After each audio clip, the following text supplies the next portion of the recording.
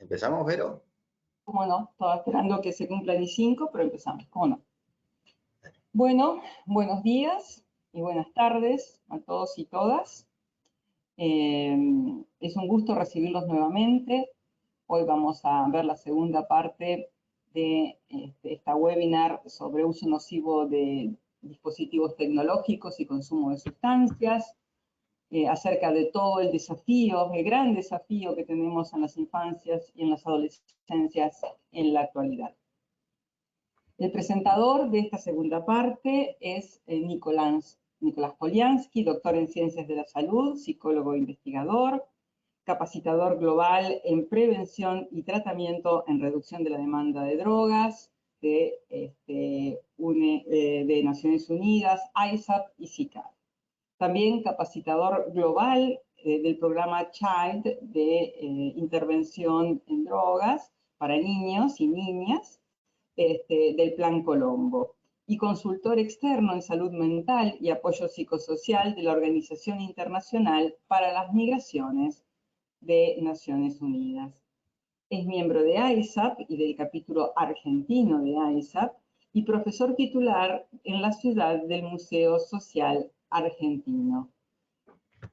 ISAP es una institución internacional, es una gran red internacional que toma los 3 continentes, donde los profesionales, no importa si de prevención, de tratamiento, de investigación, de rehabilitación y en el campo del consumo de sustancias psicoactivas, nos reunimos para discutir acerca de estos temas. Existe un capítulo argentino al cual están todos invitados a inscribirse.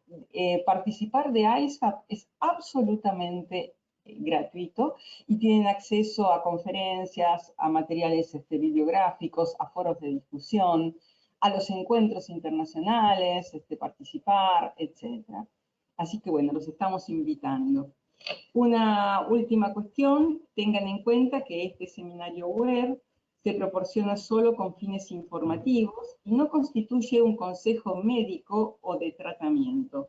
Las opiniones presentadas aquí son las del ponente y no necesariamente las de ISAP. Bueno, habiendo dicho esto, damos la palabra a Nicolás. Muchas gracias, Vero. Buenos días, buenas tardes a todos y todas, donde se encuentren. Es un gusto estar aquí compartiendo este espacio de intercambio y en esta segunda parte de lo que implica el uso nocivo de dispositivos tecnológicos y consumo de sustancias, y poder conversar e intercambiar acerca de los desafíos que implican para los profesionales del campo de la salud mental y las adicciones en infancias y en adolescencias. Voy a empezar por hacer alguna reflexión de cómo nos ha cambiado el uso de básicamente los teléfonos móviles, los teléfonos inteligentes, según le digan, y el uso de aplicaciones. Hace unos 10 años que empezaron a tener masividad global, digamos, los teléfonos inteligentes, y han proliferado diferentes tipos de aplicaciones que nos han cambiado la forma de lazo social. Y eso no es sin consecuencias para el conjunto de la humanidad y tiene un impacto diferencial con emergentes problemáticos para infancias y adolescencias que empiezan a visibilizarse y que merecen ser tenidos en cuenta, digamos, ¿no? Entonces, me parece importante empezar con preguntas generales que incluyen una lectura crítica de cada uno de nosotros, adultos y adultas responsables, de cuánto tiempo usamos las pantallas, cómo las usamos, qué registro tenemos de la cantidad de tiempo que pasamos mirando aplicaciones, porque es cierto que no se trata de cuestionar la herramienta, porque como herramienta es una herramienta muy fabulosa. Ahora sí, poder poner en tensión cómo las usamos, para qué las usamos, porque básicamente nosotros los adultos casi lo primero que hacemos, si no es lo primero que hacemos cuando nos despertamos, es mirar la pantalla, y en general la miramos durante todo el día, muchas veces sin necesitar mirarla, y en general es lo último que hacemos a la noche antes de irnos a dormir, mirar la pantalla, digamos. En este pequeño aparato está casi toda nuestra vida. Tenemos las fotos familiares y personales, lo usamos para trabajar, lo usamos para el banco, lo usamos con aplicaciones de mensajería, lo usamos como un medio de diversión. Tiene múltiples funciones y eso va afectando la forma del lazo social y la va cambiando, digamos. Y hay que tener en cuenta estas diferencias para ver cómo empieza a generar diversos impactos en niños, niñas y adolescentes. Y empiezo por esta parte porque me parece que cuando uno trabaja con niños, niñas y adolescentes y empieza a pesquisar y a presenciar los efectos nocivos que puede tener el uso abusivo de las pantallas en niños, niñas y adolescentes, si no tiene una propia lectura crítica, uno fácilmente puede entrar en conflicto de exigirle a los adolescentes o a los niños y niñas que hagan algo que nosotros los adultos no podemos hacer, que es autorregularnos en el uso que nosotros hacemos de las pantallas, ¿no? Entonces, me parece importante que cada uno pueda tener esa lectura crítica sobre cuánto tiempo usa su dispositivo tecnológico y cómo lo usa. Que vamos a ver algunos datos puntuales para que los datos en promedio global son bastante similares. En la región de Latinoamérica, yo que he investigado en varios países, son muy similares. Estos son datos de la Argentina. El tiempo diario de conexión a Internet es de 9 horas y 39 minutos, ¿no? O sea, pasamos conectados más tiempo que las 8 horas de la jornada laboral. Fíjense que está muy repartido el tiempo de uso entre lo que usamos el teléfono, que son casi 5 horas, y lo que usamos las computadoras. Desbloqueamos mucho tiempo el teléfono, entre 80 y 120 veces al día, como dije antes, muchas veces por las dudas. Y esto implica que al término de una semana pasamos más de 2 días enteros conectados online, ¿no? Y hay otro cálculo muy parecido de cuántos días de sueño perdemos en una semana. Cuando yo empecé diciendo que la tecnología nos ha empezado a modificar mucho la forma de relación y de lazo social de manera muy primaria, me parece que es importante empezar a tener este registro para no naturalizarlo y por lo menos ponerlo en cuestión y pensarnos, ¿no? en esa relación que tenemos al otro y en esa relación que de alguna manera nos impone la tecnología. Y voy a poner un ejemplo que me parece que es como muy valioso para que se entienda un poco la curva que voy a intentar hacer en esta presentación de hoy, que es, cada vez es más habitual, si pues prestan un poco de atención, cómo el uso de la pantalla ha penetrado en un montón de actividades cotidianas, ¿no? Es muy habitual ver mesas donde hay familias comiendo y cada uno tiene su dispositivo móvil arriba de la mesa, digamos, ¿no? Es una presencia constante. Pero en la construcción de la subjetividad que supone ese primer acto maravilloso de una mamá dándole el pecho a su hijo, dándole la teta, donde con el alimento transmite un montón de otras funciones simbólicas, donde va construyendo la subjetividad de ese bebé, donde no solo da alimento, da el calor de su cuerpo, da el soporte de la voz, da el filtro de la mirada, da palabras de amor, digamos, ¿no? Hay una conexión, hay un lazo social que se va construyendo con ese otro. Cada vez es más habitual ver a mamás que están dando a amamantar a su bebé y están mirando la pantalla. Entonces, esta acción lo que ya produce es una interferencia muy potente en ese acto de amamantar, que es constructor de subjetividad y de psiquismo con ese bebé. Y esto me parece que es muy importante empezar a entenderlo, empezar a dimensionarlo, porque de ahí en adelante van a surgir un montón de dificultades en el lazo social, que voy a ir mencionando algunas a medida que avance mi presentación. Lo que quiero decir con esto es que cada vez que miramos una pantalla, producimos una interferencia en el lazo social con el que tenemos adelante.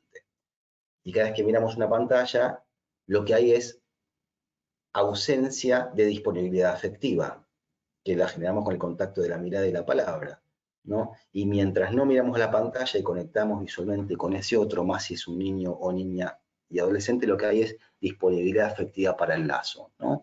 Hay varios ejemplos en donde esto se ve muy claro cuando uno interactúa con algún niño o niña que tiene alguna dificultad, que llega a una consulta y ve cómo es el manejo o uno trabaja y pregunta cómo funciona la dinámica familiar con el papá o con la mamá, es muy habitual ver que cuando uno interpreta que un niño entra a la habitación y ve a su papá o a su mamá mirando el teléfono, ¿qué hace el niño? Esto es muy interesante de ver cómo se juega. Entonces el niño se acerca y no mira al papá o a la mamá, mira lo que el papá o la mamá está mirando en la pantalla y en general agarra ese teléfono y se lo lleva. Entonces ahí lo que hay es una ausencia de disponibilidad afectiva. Si yo reproduzco la misma escena y ese niño o esa niña entra a esa habitación y ve al papá sentado en la cama, se miran, se sonríen y por ahí se acercan y se abrazan o se produce un momento de juego. Entonces me parece como todos esos pequeños detalles que pasamos por alto, me parecen como muy valiosos empezar a percibirlos. Bien, vamos a otro dato, que es en Argentina, fíjense, el nivel de penetración de la tecnología y de Internet. 92% de los hogares urbanos tienen acceso a Internet. Casi 90 de cada 100 personas usan el teléfono celular o el teléfono móvil y en promedio 88 de cada 100 personas utilizan Internet. O sea, esta fuente es una fuente del INDEC, que es el Instituto Nacional de Estadísticas y Censos de la República Argentina, y como dije hace unos minutos, yo estuve indagando en diferentes países de la región de Latinoamérica y todos los números de la cantidad de hogares urbanos con acceso a Internet o de conexión a Internet a través de los teléfonos móviles es muy similar. Esto es para tener en cuenta cuánto se ha naturalizado y ha penetrado en nuestra vida cotidiana el uso de los dispositivos tecnológicos y de Internet. Y la pregunta es, ¿cómo impacta esto en los niños, niñas y adolescentes? ¿Cómo impacta el uso de la pantalla? ¿Cómo impacta en el lazo social?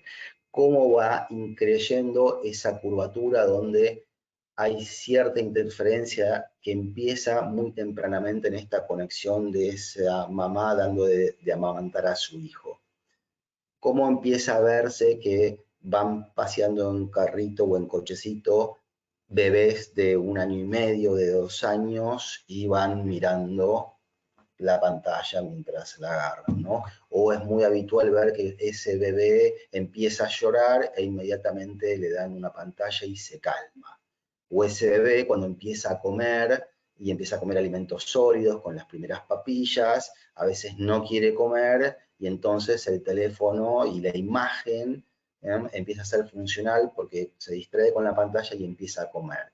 Y estas acciones, porque resultan funcionales, empiezan a verse cada vez más seguido y empiezan a generar consecuencias negativas que en principio no suelen ser percibidas por los padres, madres o cuidadores, porque el teléfono es funcional, porque se les da y se calman.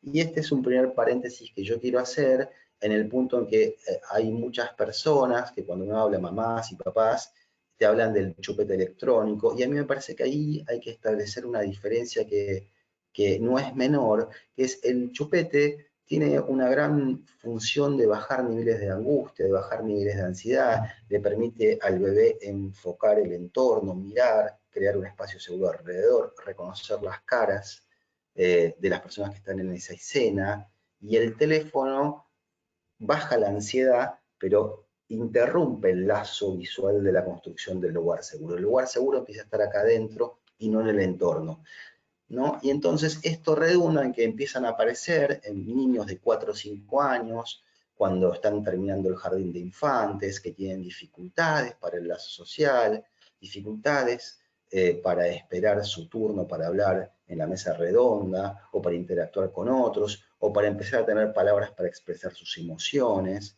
¿no? Fíjense cómo el cuadro empieza a configurar algunas dificultades cuando nos encontramos con niños que ya vieron muchas horas de pantalla desde, digamos, que eran casi bebés, digamos, ¿no?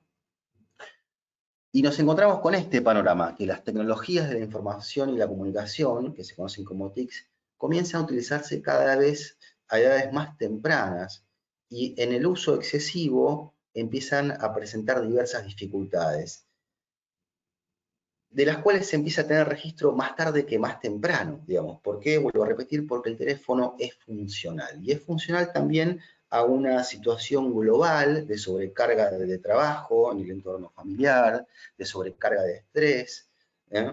De sobrecarga de crisis económica. Y lo que les pasa a los niños habitualmente es que ese entorno físico y el entorno virtual empiezan a mezclarse de modo continuo. No saben cuánto de eso que sucede dentro de las pantallas es real y cuánto es replicable en la realidad. Rápidamente aprenden los beneficios de las TICs, de usar las pantallas. Muchos padres y madres se sorprenden porque dicen, no, pero mi hijo sabe usar la pantalla mucho mejor que yo, y el hijo tiene 4 años y eso ya marca una brecha de acceso que va a dificultar el cuidado acerca del posible uso abusivo de las pantallas, ¿no? Y estos niños y niñas, e incluso los adolescentes, confían en su criterio y sus habilidades para utilizar las pantallas sin considerar los riesgos que pueden traer ese uso de pantallas sin ningún tipo de regulación y creen que los riesgos que puede haber son fácilmente evitables, digamos. Ahora vamos a ver algunos de ellos. No estamos discutiendo en esta presentación el valor como herramienta de la tecnología, de Internet, de las pantallas, porque son herramientas tremendamente valiosas. Lo que estamos intentando empezar a tensionar es el uso que se hace de esa herramienta, digamos, ¿no? Comprender que un mal uso puede traer efectos nocivos asociados. Hay que dar dos o tres informaciones que me parecen de relevancia respecto de lo que implica la situación de enseñanza y aprendizaje. Fue noticia de este año, principio de año, que Suecia había invertido muchísimo dinero en una estrategia pedagógica y educativa digital, y luego de un año se hizo una evaluación de los indicadores de calidad educativa y tuvieron que dar de baja su estrategia de educación digital y volver a los libros, volver a la lectura, volver a la construcción de la lectoescritura. En el mismo sentido, una noticia de hace un mes o un poquito más da cuenta que 35 estados de Estados Unidos iniciaron una acción judicial conjunta denunciando a la empresa Meta, dueña de Facebook, de Instagram y de WhatsApp, por considerar que son aplicaciones diseñadas para generar adicción en las personas, es decir, que no puedan dejar de utilizarlas, ¿no? Y hace muy poquito la Unión Europea también inició unas acciones judiciales contra algunos de las aplicaciones por considerarlas en el mismo sentido, ¿no? Como empezando a dar cuenta de los efectos nocivos que tiene su uso porque están diseñadas para no poder dejar de mirar.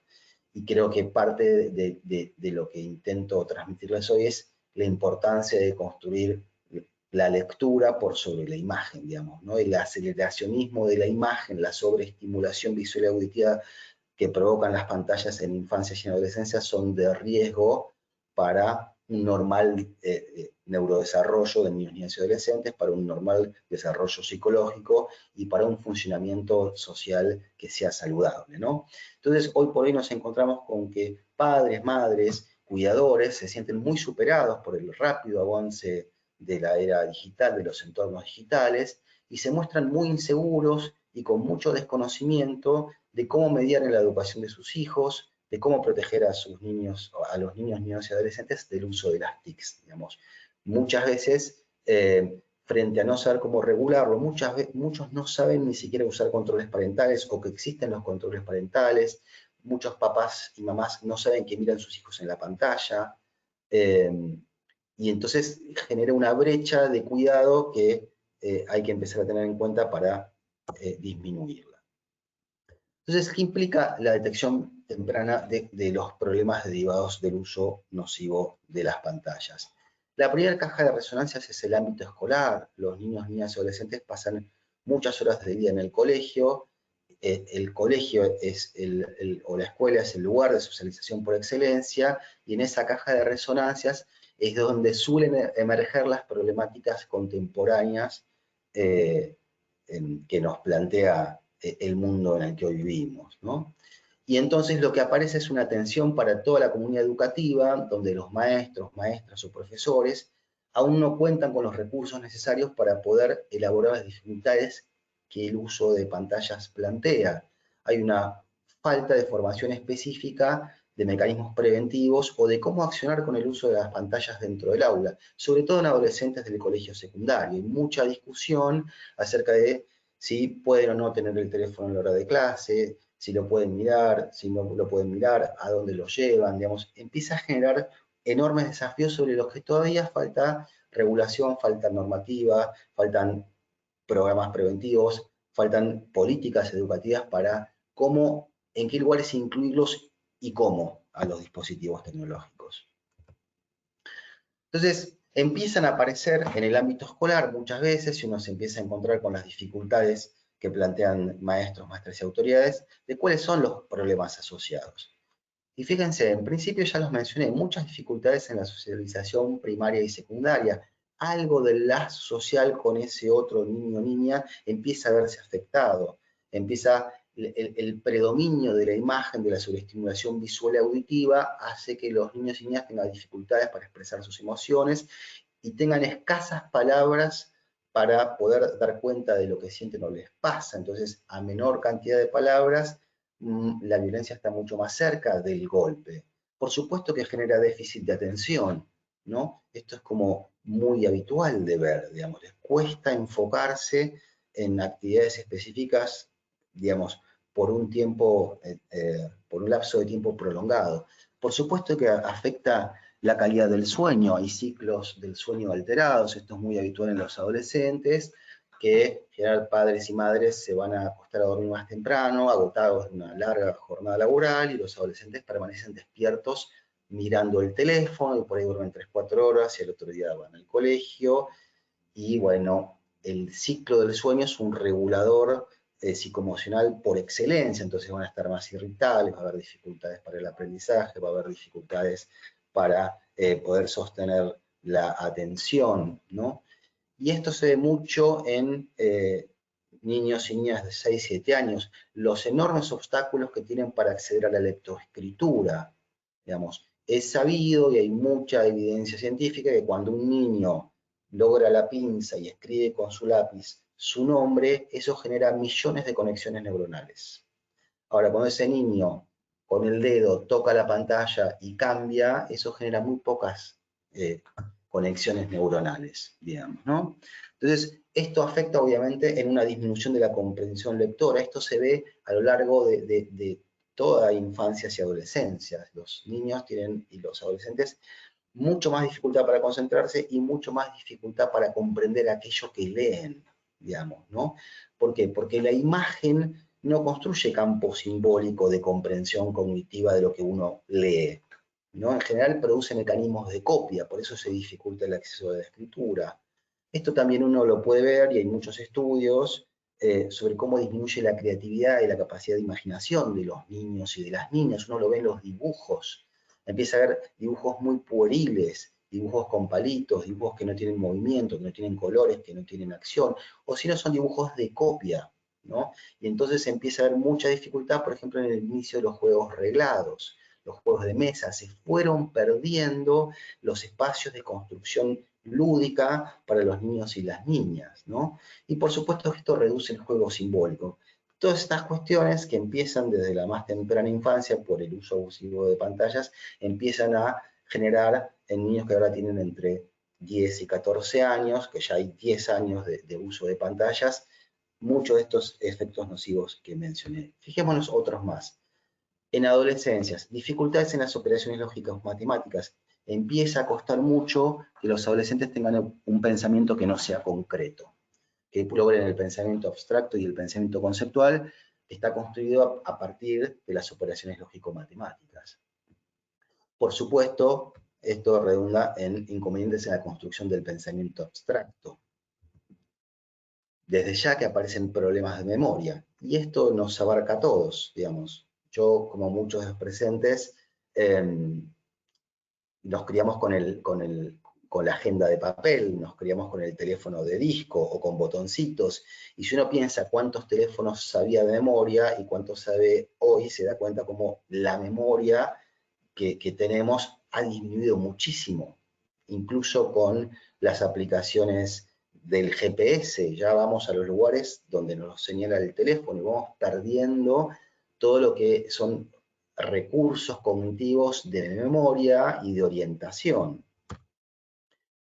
Y obviamente toda esta combinación de factores va generando un aumento en la impulsividad, sobre todo los adolescentes, por la etapa del periodo de vida que les toca vivir. Obviamente elevan los niveles de ansiedad y de estrés. Y por supuesto, me parece que el mayor de los riesgos en la adolescencia tiene que ver con esta configuración de múltiples factores que puede concluir en la tendencia al sedentarismo, puede conllevar un aumento de una mala calidad de alimentación, un aumento de peso, un sobrepeso, eso puede redundar en dificultades en la imagen corporal, y todas estas cuestiones van aumentando la tendencia al aislamiento. ¿Para qué voy a salir a estar con otros, a hacer deporte, ejercicio, actividades culturales, si todo lo que quiero está acá adentro y no necesito la relación con los otros?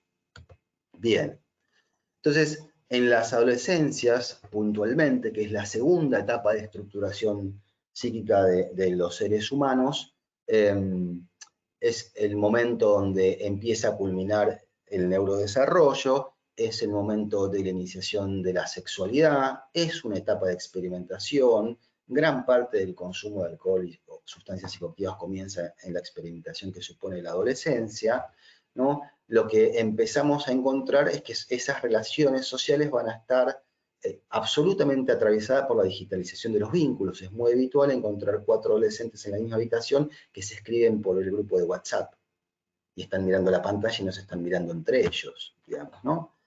Y en este sentido las redes sociales provocan modificaciones en las formas de relación que va afectando diferentes esferas, la esfera de la intimidad. Los adolescentes tienen muchas dificultades para a veces comprender qué es público y qué es privado, qué pueden publicar y qué no, qué es de la esfera de su intimidad, cómo se construye el límite del pudor.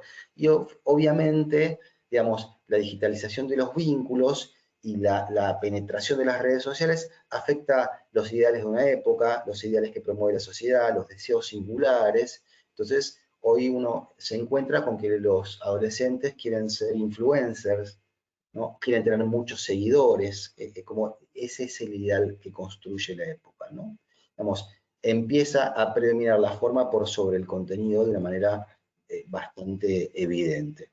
Estos son algunos de los riesgos, hay muchísimos más, pero desde ya la exposición que generan las redes sociales y la digitalización de los vínculos provoca un avasallamiento en la intimidad. Empiezan a buscar mucha información en lo que es relativo al inicio de la sexualidad o de enfermedades asociadas al inicio de la sexualidad o enfermedades asociadas a la ansiedad o a la angustia que pueden sentir, y van a buscar a las redes, y lo que encuentran en las redes sociales o en internet es información falsa o es información parcial o es información demasiado técnica que no es acorde a su capacidad de comprensión. Y entonces lo que tenemos que saber es que la evidencia también da cuenta de que la primera persona de confianza cuando un adolescente está angustiado, tiene ansiedad o quiere conocer algo acerca de un tema es un par, no es un adulto.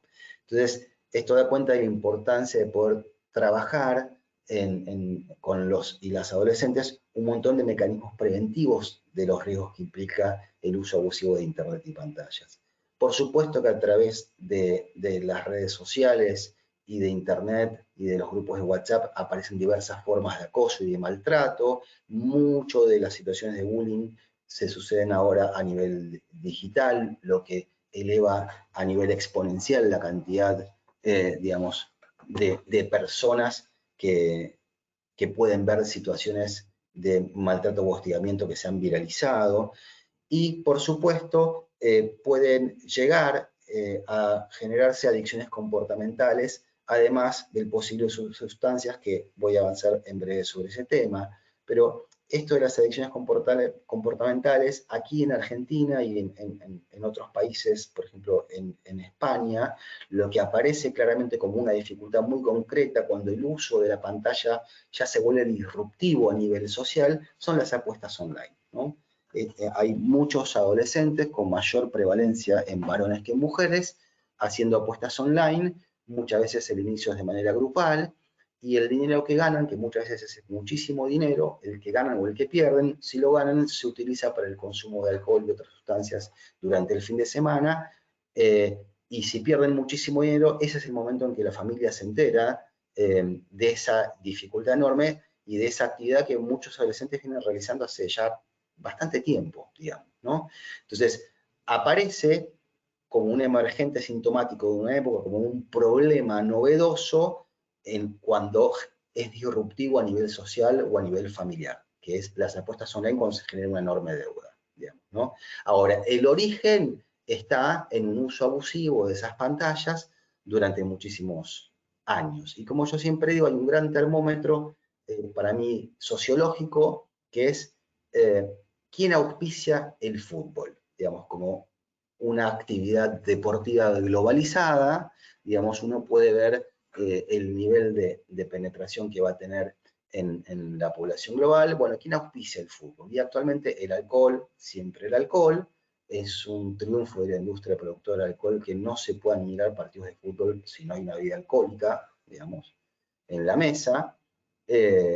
Lo auspicia el alcohol, casas de apuestas online y empresas de tecnología, ¿no? Entonces, eso configura una situación donde la sobreestimulación de la publicidad y la accesibilidad y la disponibilidad para acceder a tecnología y apuestas y a consumo de alcohol es hiperpotente.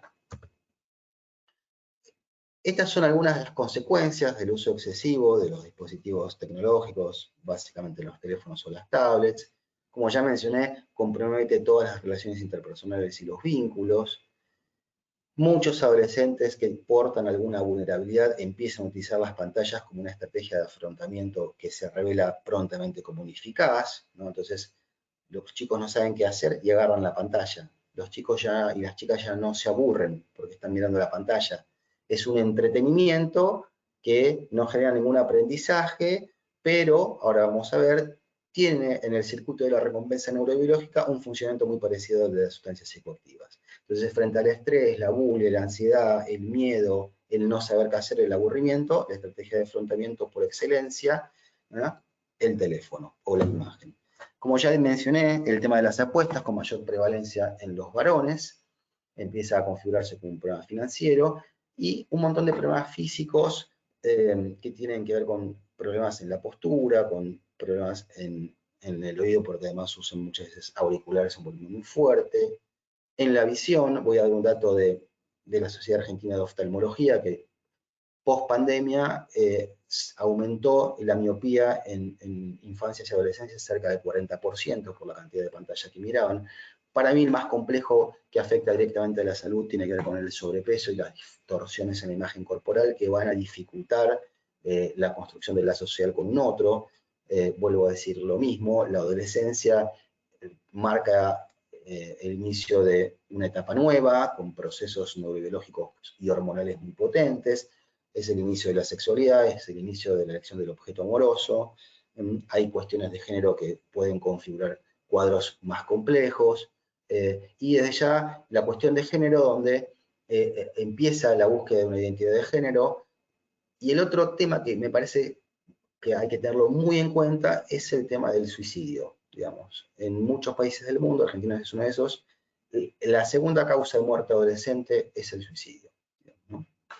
Bien, entonces, esta pregunta de si puede haber relación entre el uso excesivo de pantallas y el inicio temprano en el consumo de alcohol y otras sustancias psicoactivas, la respuesta es sí, ya empieza a haber bastante evidencia científica, aunque en muestras no demasiado extensas, de la relación que puede haber. Y ahora vamos a ir viendo un poco por qué. Bueno, ya todos saben que el neurodesarrollo es un proceso muy lento que empieza en la concepción y que la madurez cerebral se alcanza a los 20 años promedio. Entonces, en la infancia tenemos un cerebro que es inmaduro, en proceso de crecimiento y desarrollo, y por lo tanto es un cerebro muy vulnerable. Y la adolescencia es esa etapa de especial vulnerabilidad porque la maduración de la corteza prefrontal, la que está aquí adelante, aún no finalizó. Y en la corteza prefrontal está el control ejecutivo, el control emocional, el comportamiento social, entre otros. Y aquí hay una evidencia que dice que los mecanismos de control en la adolescencia pueden ser insuficientes frente a influencias socioambientales que pueden impactar de manera directa y crítica en el proceso córtico frontal, ¿no? ¿Qué significa esto? Que el uso abusivo de pantallas afecta el normal desarrollo del córtex prefrontal.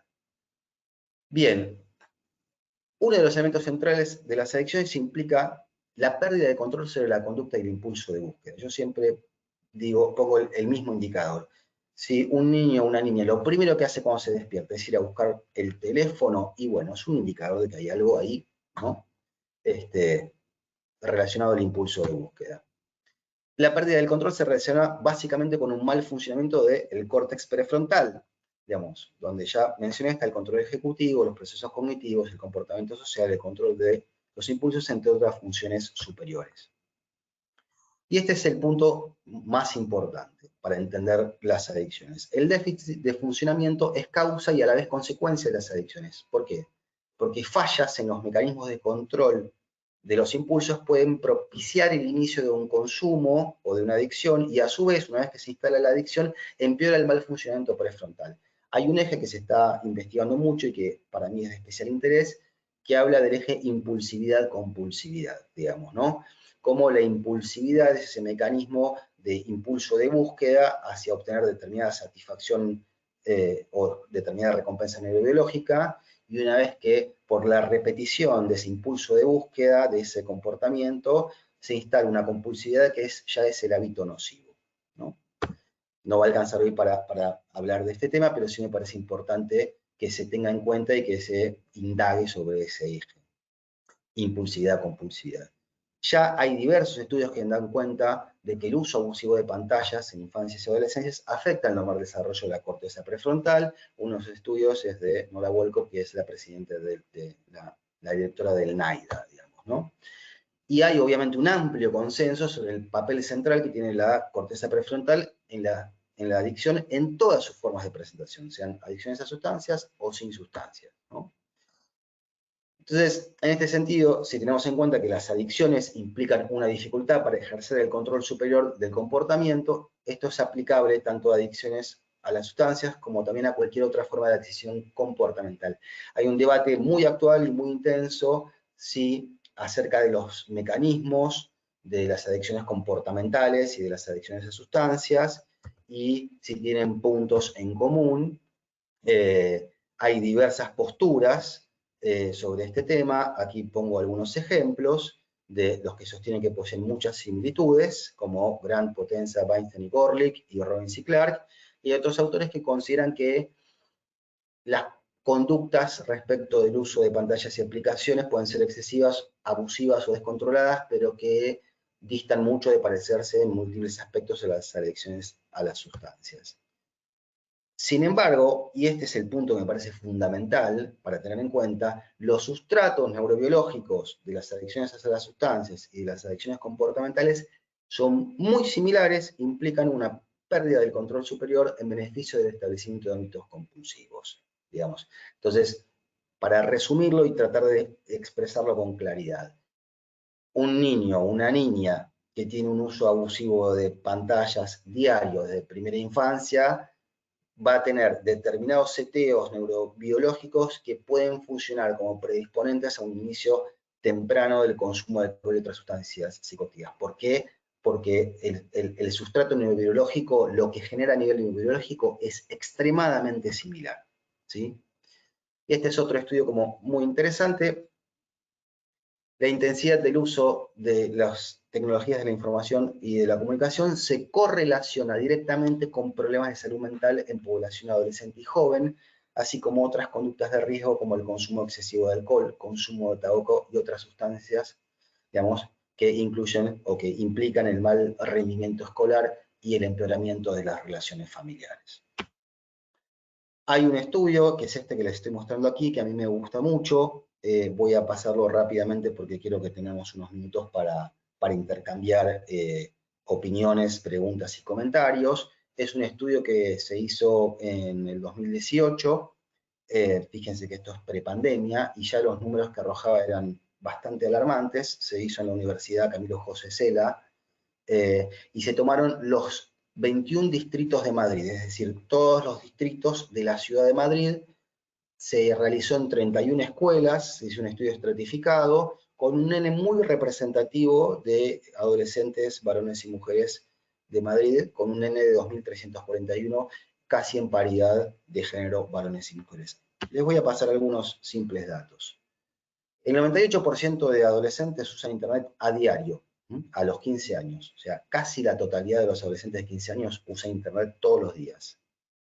Y solo un tercio, este dato, usaron diversos instrumentos para medir a nivel cuantitativo, solo un tercio lo hace de manera no problemática. Este es un dato para tener muy en cuenta. Solo un tercio lo hace de manera no problemática. Es decir, que casi el 70% de los adolescentes ya tienen un uso problemático de Internet, un uso que hacen a diario.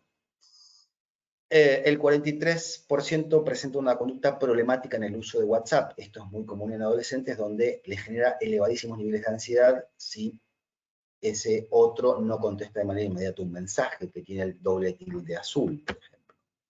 Casi un 40% de los adolescentes hace un uso problemático de las redes sociales, de Instagram, de TikTok. Este es otro indicador para tener en cuenta. Mayor grado de uso problemático de las TIC, la puntuación en riesgo de mala salud mental aumenta notoriamente.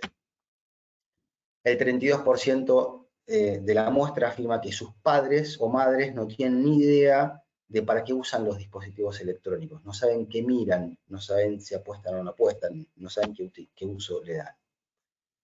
Y fíjense que el 4%, solo el 4% afirma tener permiso para gastar dinero en Internet de la muestra, mientras que hay un 15% de esos adolescentes que dice gastar dinero en Internet sin el consentimiento de los padres, ¿no? Estas son algunas diferencias por género que también hay que tenerlas en cuenta porque podemos generar los mecanismos de prevención necesarios para actuar en consecuencia. El 36% estaría en riesgo de padecer problemas de salud mental, o sea, un tercio, más de un tercio de la población de estudio adolescente estaría en riesgo de padecer problemas mentales por el uso abusivo de pantallas. Con una mayor prevalencia en mujeres, 42% de las mujeres, mientras que el 30% para los varones. Otro dato interesante de diferencia por género, las adolescentes mujeres presentan puntuaciones de abuso o dependencia mucho más frecuentemente que los varones en todas las conductas problemáticas, salvo en los videojuegos, de la prevalencia es mayor en los hombres. El tamaño de la diferencia es muy considerable en el uso de WhatsApp y redes, donde las mujeres presentan un mayor uso problemático que los varones. Mientras que los varones tienen mayor prevalencia en las apuestas online, fíjense. El 12% alguna vez hizo una apuesta online, es una conducta exclusiva de los varones que dicen haber apostado online algunas o muchas veces en el último mes en un 13%, mientras que para las mujeres es solo del 0.7%, ¿no? Entonces, hay cuestiones en el uso de pantallas que marcan diferencias por géneros que plantean desafíos de problemas futuros que pueden ser bien diferentes, ¿no? Bien, hasta aquí la presentación. Quiero dejar este espacio abierto para preguntas y comentarios y que podamos conversar entre todos de este tema que me parece que es un tema actual, un tema de relevancia y un tema que se viene de cara al futuro como una problemática sobre la cual hay que tomar nota. Bueno, buenísima la presentación, Nicolás, muchísimas gracias. Vamos a esperar un segundito si hay preguntas digamos, de las personas que nos están escuchando. Digamos que en este seminario, que fue hecho en dos partes, se habló un poco de la situación de estas nuevas infancias y adolescencias, de los nuevos estilos de crianza, de la tecnología como ya una presencia que pareciera ser vino para quedarse en nuestra sociedad y que ha tomado lugar de lo que antiguamente eran la escuela y la familia. Hoy Nicolás hizo especial profundización en todo el tema de lo que es las dependencias a las nuevas tecnologías asociadas a la problemática del juego, ¿no? Y del juego como conducta compulsiva problemática. Trajo el tema también de los impulsos que se transforman en compulsiones y una nueva forma de pensar, digamos, todo lo que es el consumo problemático de sustancias, de pantallas, de juego, etc. Así que, bueno, con gusto esperamos. Las preguntas que se disparan son muchísimas. Me gustaría dar la oportunidad entonces al público si quiere hacer alguna pregunta específica, si no, abrimos un poquito más tu exposición, Nico, pero primero damos la posibilidad de una interlocución con el público. Sí, hay algunas preguntas, no estoy pudiendo abrir Tampoco. A ver, ahí te digo, para. Ahora, ahí pude. ¿Ahí Esperen que pudiste? voy a dejar de compartir pantalla si nos vemos todos. Okay. Un segundito. Bueno, si no la dejo, no importa.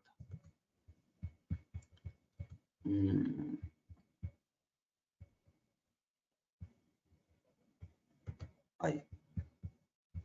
Listo. Voy a dejar esta pantalla y vamos a responder las preguntas. Dale, porque no las estoy pudiendo ver yo. No te preocupes. Bueno, hay muchos saludos. Hay gente que lo usó como para tomar nota. Acá está. Congratulations, acá puedo abrir. Sí. Bueno, María Teresa V dice, impresionante la disertación, realmente tremendamente preocupante. Sí, es un tema preocupante y me parece que es importante visibilizarlo, compartirlo, ponerlo en la agenda y empezar a tomar acciones, digamos, que me parece que eso es como el punto de mayor relevancia. Con Vero es un tema que venimos trabajando de manera conjunta, a veces desde diferentes ángulos, pero entendiendo que es un problema que es de todos y de todas, y por eso arranqué mi presentación hablando de que cada uno debería tener una lectura crítica del uso que hace de su propia pantalla, digamos, ¿no? Bien, acá me preguntan, Nicolás, ¿hay una edad adecuada para el uso de pantallas? Sí, hay algunos países que están un poco más avanzados, como España, que tienen guías para padres y madres acerca de cuál es la edad esperable o lo aconsejable para el uso de pantallas para disminuir los riesgos. De 0 a 2 años no es recomendable que mire ningún tipo de pantalla, o sea, de 0 a 2 años no debería mirar nada en pantalla. De los 2 a 4 años debería mirar en pantalla tipo televisor, un dibujo que sea pedagógico, que tenga un contenido, que pueda generar un aprendizaje, que pueda construir alguna habilidad saludable, porque lo que uno ve en lo que miran los chicos, en los shorts de YouTube, en las stories de Instagram, es que no tiene contenido, no tiene estructura narrativa, no tiene introducción ni nudo ni desenlace, entonces es un bombardeo de imágenes carente de contenido y carente de sentido, o sea, no construye significado, ¿no? Digamos, después de 4 a 6, bueno, pueden hacer juegos didácticos en tablets, digamos, pero vuelvo a lo mismo, digamos, ¿no? Bueno, después hay uso de pantallas sin internet hasta los 12, acceso a internet a partir de 12 supervisado con los padres y con controles parentales, digamos,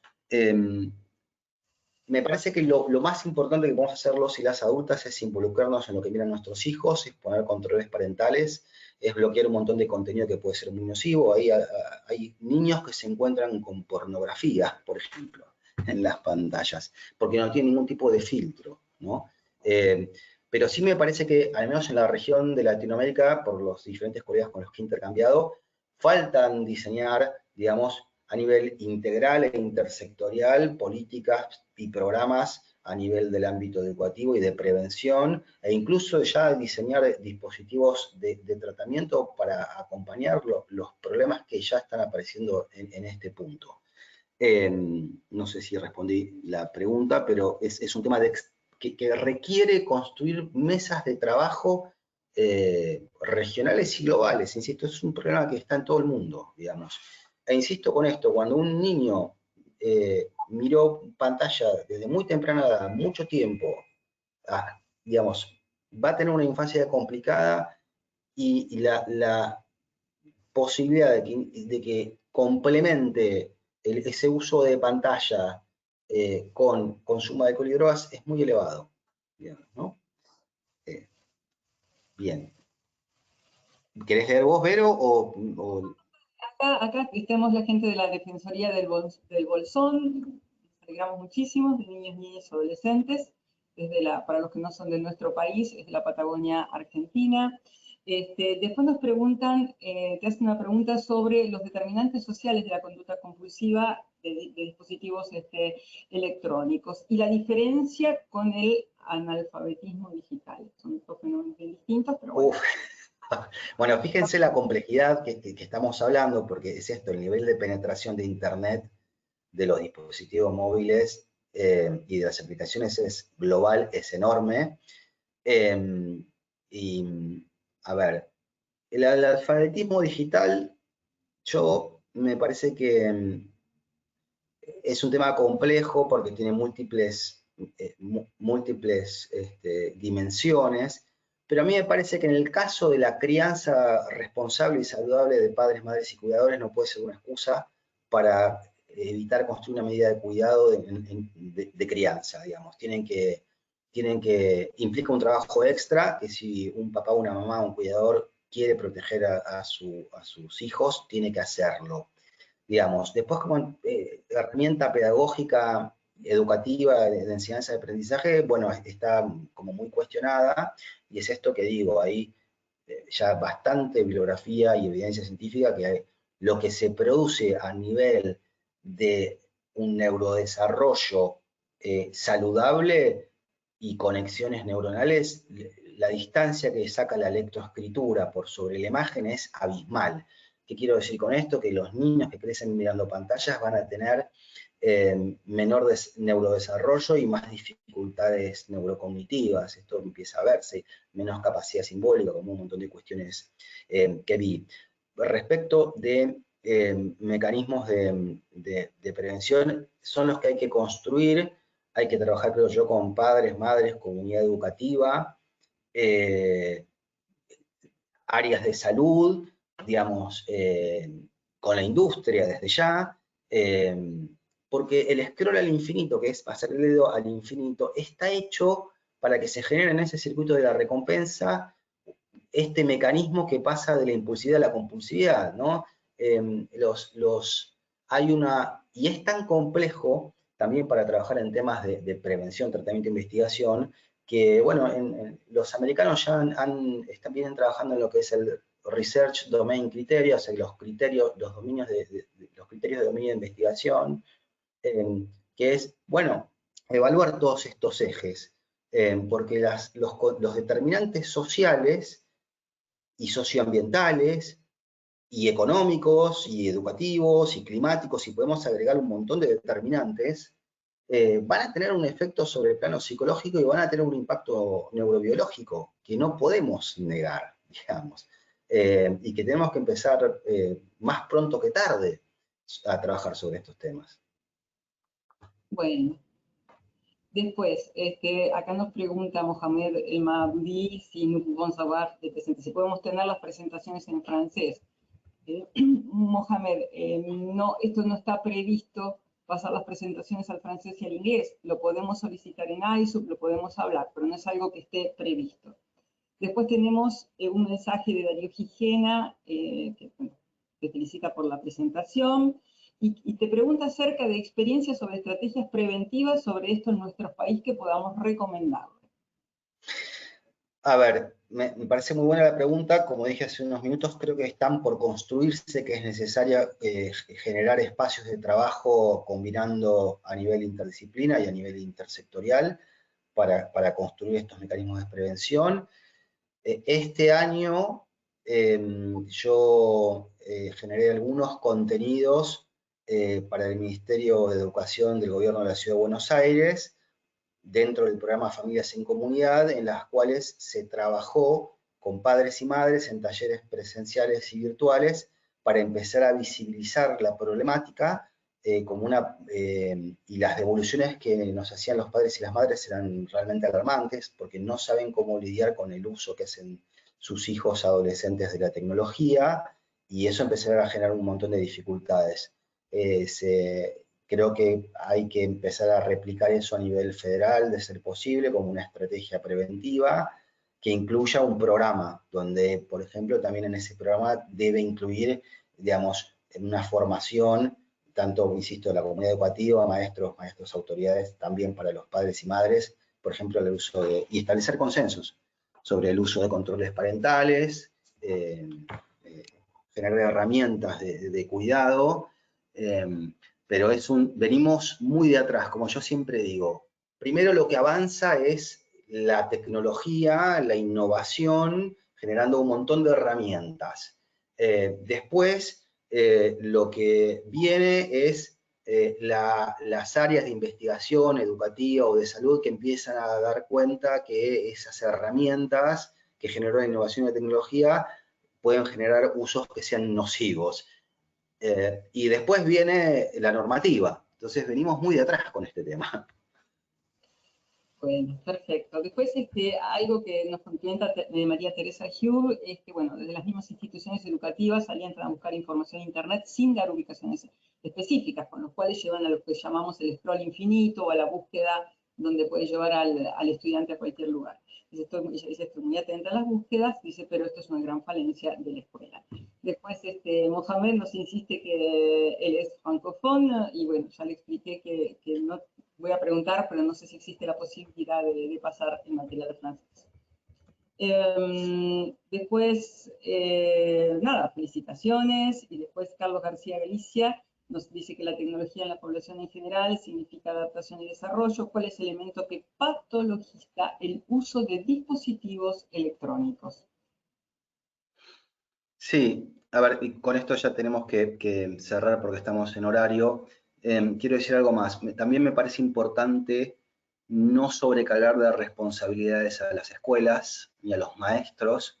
Me parece que es una dificultad transversal, que insisto, tiene que ser intersectorial e interdisciplinaria. Y vuelvo, insisto, no me parece que sea ni necesario ni válido cuestionar las herramientas digitales.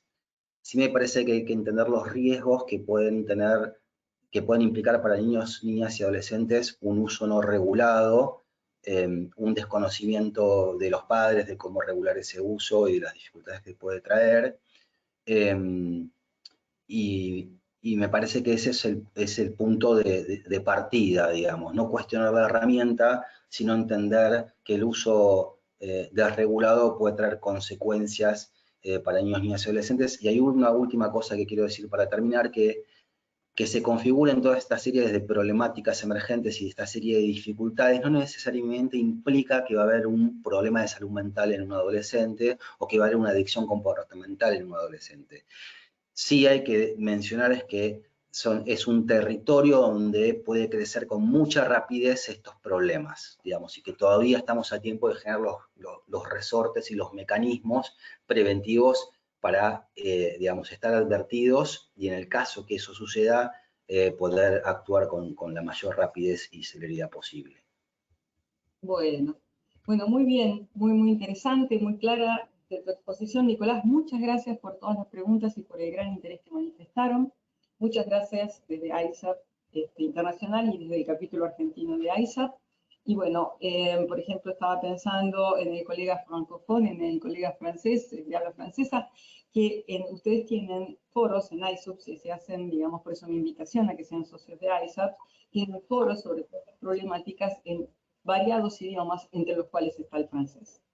Bueno, muchísimas gracias a todos y bueno, nos volvemos a ver en el próximo webinar. Gracias. Adiós, que esté muy bien. Hasta luego.